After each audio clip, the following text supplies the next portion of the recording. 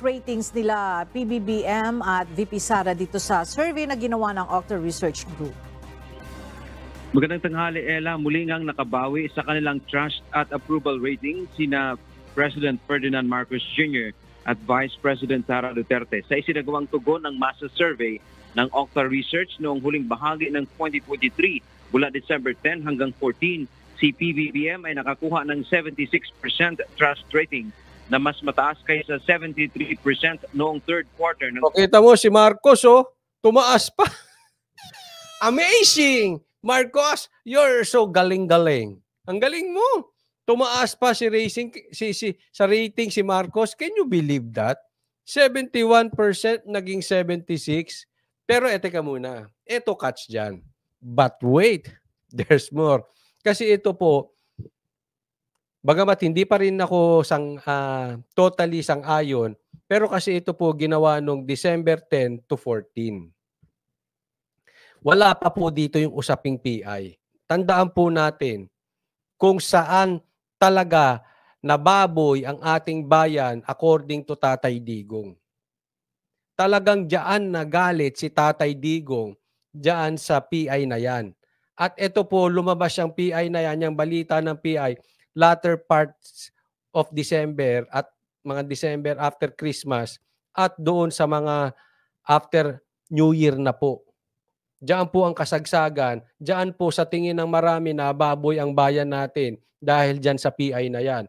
Abangan natin kung tataas pa rin talaga ang rating ni Marcos ngayong January. Kasi ito po, December 10 to 14 yan. Ulitin ko, ako rin ay may agam-agam kahit December 10 to 14 yan, wala pa yung PI issue sa rating na yan. But let's give them the benefit of the doubt. Baka naman totoo, kahit masakit man sa loob ko, parang hindi. Ewan ko sa inyo kung naniniwala kayo. Kanya-kanya po tayong opinion dyan. No? Pero itong PI talagang damaging po sa kanila. Pag tumaas pa ang rating ni Marcos patungkol dyan sa ngayong January, ay ayoko nang maniwala dyan sa survey na yan. Napaka-imposible namang tumaas pa rating niya dyan. Talagang nagalit ang tao dyan sa PI na yan. Sobra po. Diyan nga po pumutok si Tatay Digong.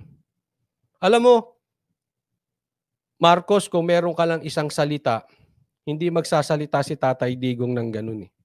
May mga magaganda pa nga sinasabi si Tatay Digong about Marcos eh. Ang sinabi lang niya sa amin noon, hindi ako magsasalita unless meron talagang dahilan. Pero nagsalita si Tatay Digong sa Davao. Ibig sabihin, napakalaki ng paniwala niyang dahilan na dapat na siyang magsalita. Kasi yung PI po, seryoso sila tambaluslos.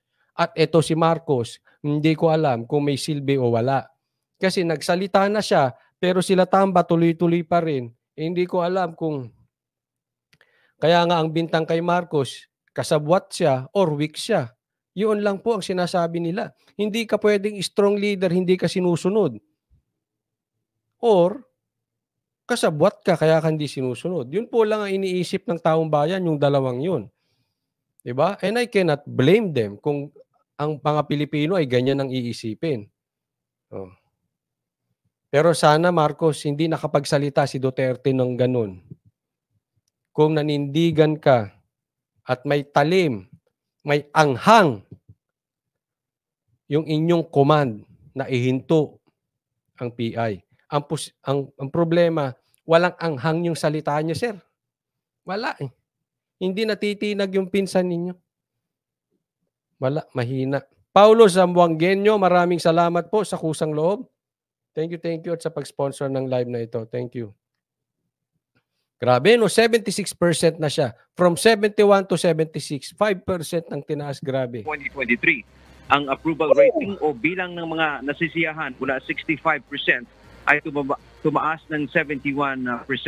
8% ang walang tiwala sa Pangulo. Samantalang si VP Sara naman ay nakakuha ng 77% trust rating na mas mataas kaysa 75%. Ito Si Sara, mas mataas pa rin kay Marcos kasi 77. Si Marcos, 76. Pero yung pinanggalingan nila, Si Marcos 71 galing naging 76, si Sara from 75 naging 77. So in short, mas malaki yung itinaas ni Marcos pagdating sa trust rating. Ngayon, si Sara mas mataas pa rin. Hindi ko alam kung yan ay pakonsuelo de bobo. Alam niyo yung pakonsuelo de bobo? Oy, sige. Kasi hindi ko po sinasabing ganito ha, pero hindi rin malayo na mangyari ito. In my opinion po, baka mamaya ang datingan, sige, taasan din natin si Sara 1 point nang sa ganun hindi halata. Hindi ko po sila pinagbibintangan ha. Okay? Pero yan po ang aking opinion na posibleng isipin ng taong bayan. Kasi parang pakonsuelo de bobo eh. Ang tataas naman ata ng mga public official natin ngayon. Gayong ang gulong nangyayari sa bayan natin. Sa katunayan nga po, ang daming nagugutom eh. Tapos nagsisitaasan kayo ng porsyento. Ewan ko. Parang malayo sa katotohanan yung nangyayari. Alam mo yung tipong doon sa baryo nyo nagpapatayan tapos sasabihin nila ang crime rate napakababa. Ganun po. Parang napaka-imposible. Ano mo nangyayari, di ba? But anyway, antayin natin. Ulit, wala pa kasi ang PI na issue dyan. Pag yung January 2024, balakas pa rin si Marcos, ay ewan ko na. Pass na ako dyan sa Okta Research na yan. Pass na ako sa inyo. Ayoko nang maniwala. Kahit totoo pa sabihin nyo, kahit bali-baligtarin nyo, ewan ko, ayoko nang maniwala. Mas mataas kaysa 75% noong October 2023. Gayun din, ang approval rating nito ay tumaas ng 5% mula 70% ay naging 75% nitong huling quarter ng 2023. Ang mga hindi nagtitiwala ay nasa 5% lamang. Lumabas din sa survey na parehong tumaas ang trust rating at approval ratings ni na Senate President Juan Miguel Mig-Zubiri at House Speaker Martin Romualdez. Tingnan natin yung trust rating. 76 si Romualdez, si Sara 77, si Mig-Zubiri 59, si Romualdez 64. Yes, Mundo 23. Romualdez 64. Kayo na po ang humusga. Kayo po ba ay naniniwala dito sa survey na ito ng Okta Research? Hindi ko po kayo didiktahan. But my golly, wow. Nagulat ako talaga. Si Romualdez, 64%.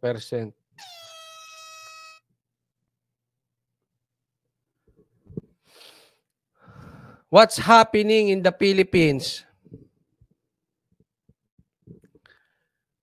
Sa mga OFW, may bakante pa ba dyan? Taas, 64. But again, antayin natin yung January.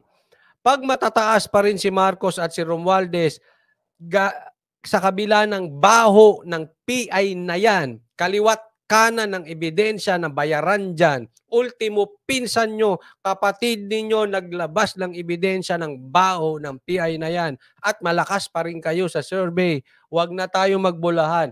Excuse me po, hindi na ako maniniwala dyan. Antayin natin yung January survey. Pambihira, ano bang nangyayari sa bansang Pilipinas? Kaya tuloy, sumisiklab ang puso ng taong bayan eh. Hindi ko po kayo pinipilit ha. But as for me, ayaw kong maniwala dito. Hindi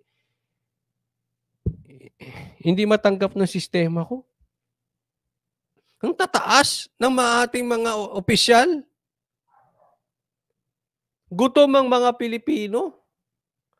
Para tayong nakatira sa isang syudad na yung mga politiko ay may mga malamansyon na bahay. Tapos, yung mga kapitbahay nila is squatter. Ganun ang ano bang salamin niyang survey na yan? Di parang ganun. Gutom ang Pilipino ang tataas nyo sa survey. Kulang na lang magtayo kayo ng palasyo sa gitna ng squatters area. Hindi ko po minamaliit yung nasa squatter, pero ganyan ko lang nakikita yung picture nito eh. Sila kadayaman. Nasa paligid nila hirap.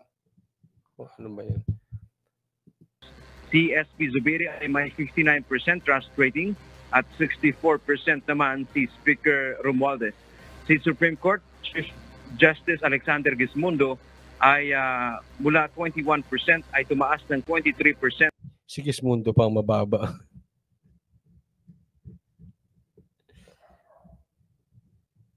Lakas talaga ng politika sa Pilipinas. Ewan ko na, wala ako ma-say. We have a unique political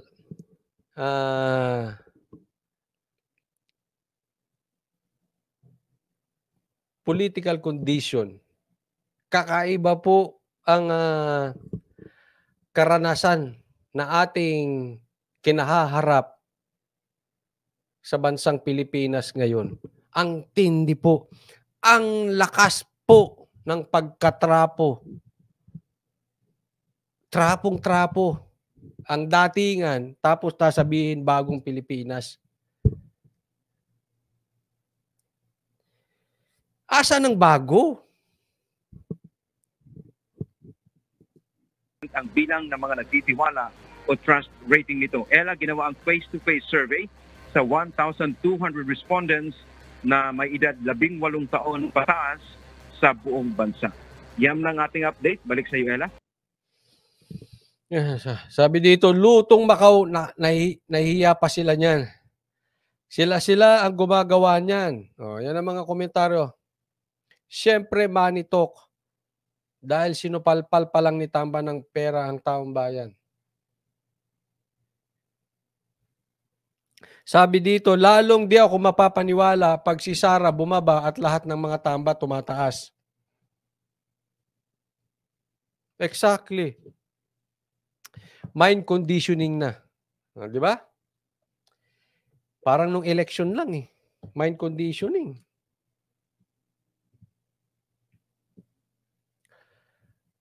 Etong totoong-totoo, Esther. Coach, kung di dahil sa Duterte, hindi mananalo si Marcos. Yan ang totoo. And I agree with you. Kung hindi dahil sa Duterte. Hindi. Alam nyo,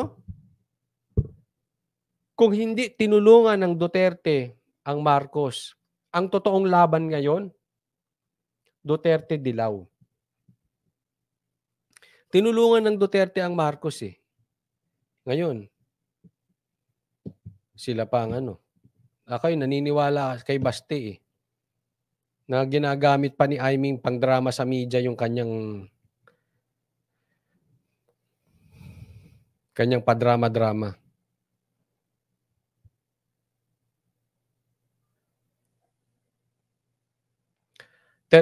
Hindi tayo maliligaw kung doon tayo babase sa may resibo.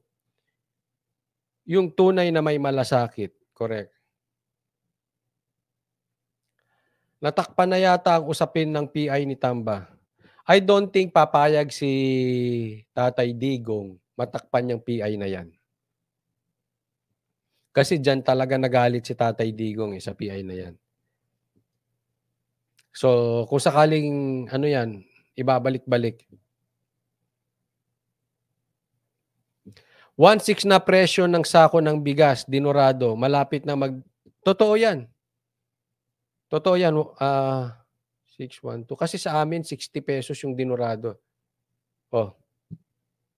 Totoo. Nasa 1516. Yan. 61, 62, ganyan eh.